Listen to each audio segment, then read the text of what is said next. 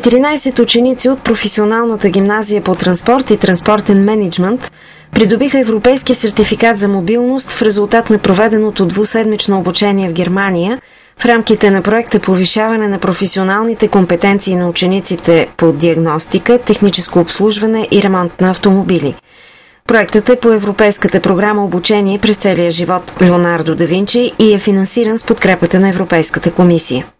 По време на престоя си в Лайпциг, учениците от специалностите електрообзавеждане на транспортна техника, автотранспортна техника и експлоатация на автомобилния транспорт преминаха практическо обучение в центрове за професионално образование и квалификация, където им бе представена информация за условията на работа в компаниите, структура, организация, правила за качество, качествени стандарти и новите изисквания за автомобилното производство според предлагането и търсенето на пазара. Посетихме обучителен център ЦАВ в град Лайпциг.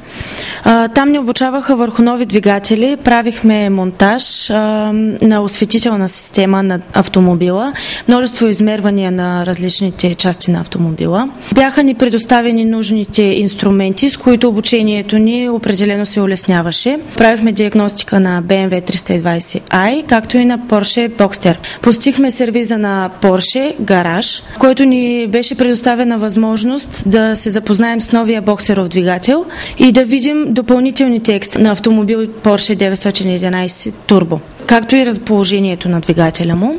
Запознахме се с подробна информация за конструирането, функционирането и типологията на Porsche.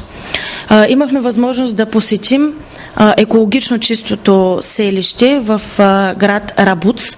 Видяхме технология за зареждане на електромобилите, след което ни позволиха да караме тези електромобили, което за нас беше наистина вълнуващо преживяване.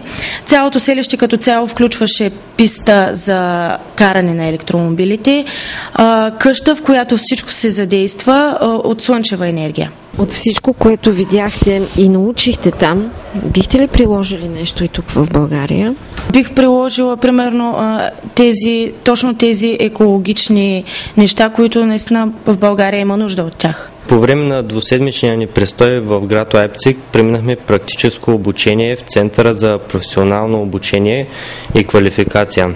В този център се запознахме с различни производствени отдели в компаниите. Направихме компютърна диагностика на най-новите модели Porsche и BMW. В сервиза на Porsche имахме възможността да направим и монтаж и демонтаж на боксеров двигател. Получих сертификат за проведена практика Европас, който е голямо предимство за по-нататъчната ми професионална реализация. И каква ще бъде по-нататъчната ти професионална реализация? Мисля да продължа да се занимавам с автомобилите, а това, което усвоих по време на стажа, ще ми бъде полезно за бъдещата реализация. Имахме и културна дестинация, посетихме някои забележителности, като например в Дрезден Цвингера, най-големия паметник в Европа, битката на народите, който е.